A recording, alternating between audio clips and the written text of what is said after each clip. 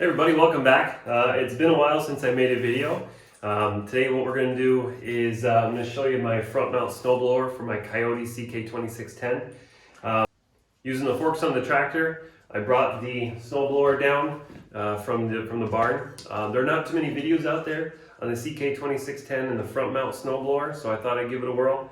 I love it. I think it was a fantastic investment. Yes, it was a little expensive. But I plan on having my tractor literally the rest of my life. So I figure if it's lasts me 30 years, I mean, I'm talking 60, 70, 75 years old, 80, almost 80 years old. 25 years? Sounds longer when you say it. At that point, I'm not going to be looking back behind me the entire time. So I wanted something to mount in the front, and I wanted something that was not belt driven. I definitely wanted to be PTO. So that's why I can't use my little Gilson anymore, even though I do love my little Gilson.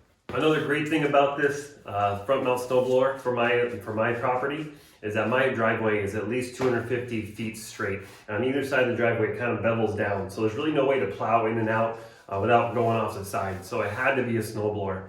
And like I said before, I didn't want to be looking behind me the entire time. So the front mount snowblower was really the only way to go.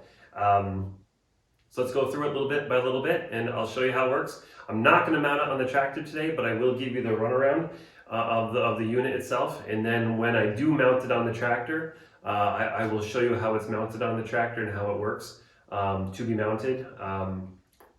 But it's still a little too early to do that. But I wanted to get it inside the garage here just in case I did need to mount it quickly. It would be hard to do up in the barn on that back lean-to, so in the dirt and the rocks and stuff. So this will be a lot easier, a lot cleaner for myself if I have to do it in a hurry. So let's go through it.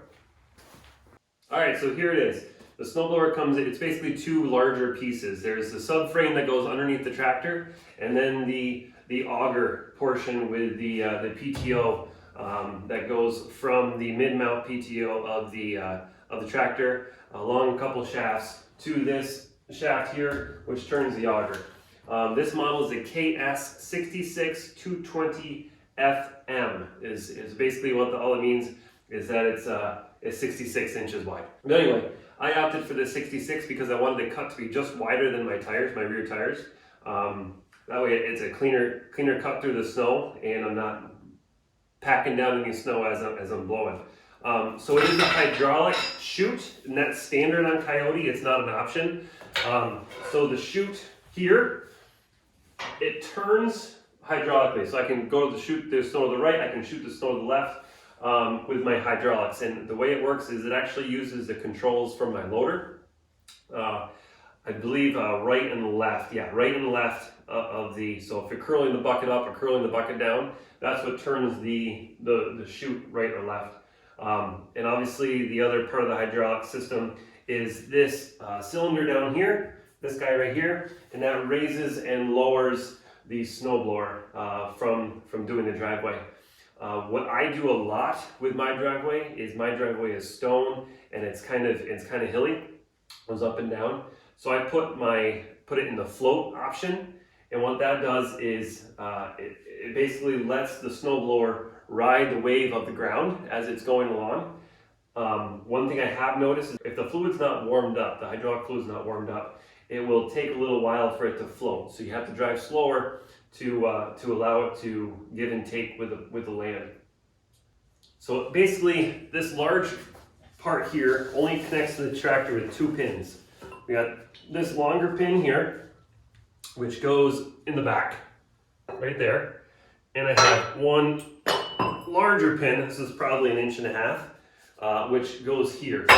And there's a frame that's connected to the tractor, a bracket that's connected to the tractor that's part of the loader package that slides into. And I leave that bracket on the tractor all year round. It does not affect any other operation of the tractor, so it really doesn't matter. And it saves me a couple extra steps. Okay, so these hooks here, right here, latch onto this knob here and this knob here. And then what happens is that this portion here goes down into this notch right here, okay? And when that goes into there, you then take this guy that comes with it, and you push it in there, and it locks in with this pin. So what happens is that this pin here goes into that part of the frame, and then this part here of the pin slides right in there. You put that pin in there, and that way the frame is 100% connected to the auger portion, and it will not come off. So it's really 4 pins is how the snowblower is connected to the tractor. It's only 4 pins. There's lots of grease points, grease zerks on this thing. I have to go through them and grease all of them. If I'm just sitting here looking at them, I can count 7 grease points right now. And that doesn't include greasing the pins to get them in. I gotta check the oil in the housing there. It's kind of nice, it does have a foot, so it doesn't rock all the way back. Let's show you the auger. So here's the auger. Obviously it's a 2-stage. The snow gets pushed into the center, then the snow gets pushed into this back wheel, which is what gets turned by the PTO, and it shoots the snow out. I'm Captain Obvious. And when I have this thing at 540 RPMs, the snow will easily shoot 40 feet easily. It is chain driven.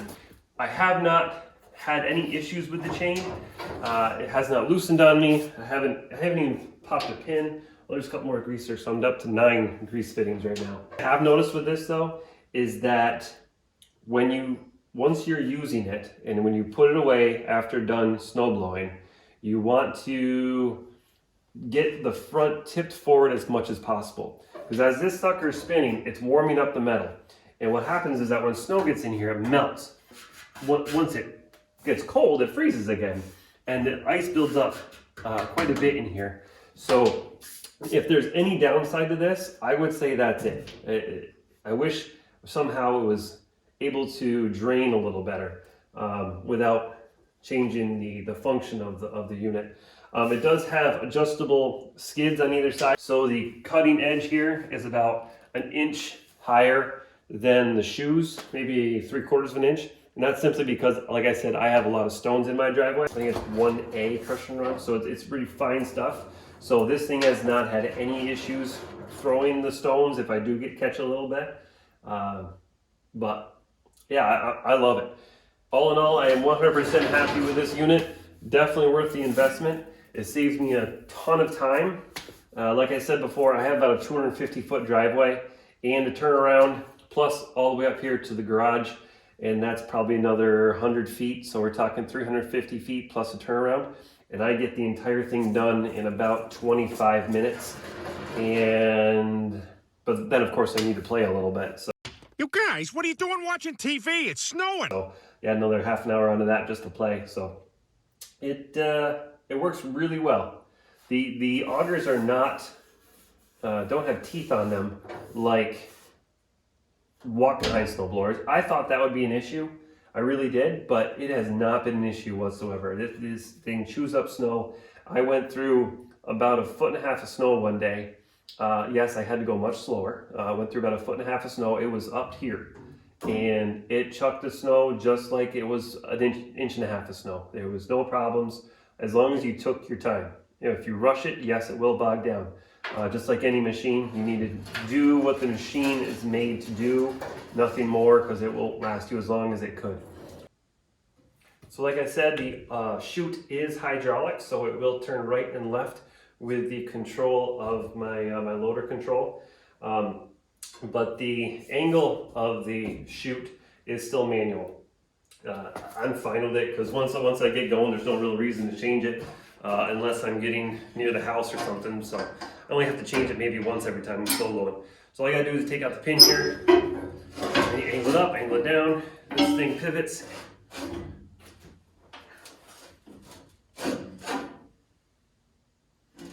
But I was supposed to pivot if I had it greased.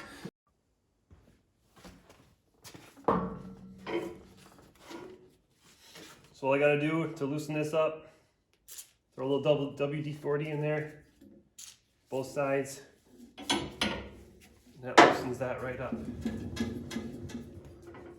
So thanks for watching. This is Scott with the Furl Bridge Berry Patch. What we do here during the summertime is we're growing blackberries, raspberries, and blueberries, learning as we go, playing with the tractor as we go, and just having fun being outside. If you have any questions, let me know. Hit the like button, please. Hit the subscribe button, and we'll see you in the next one. Thanks.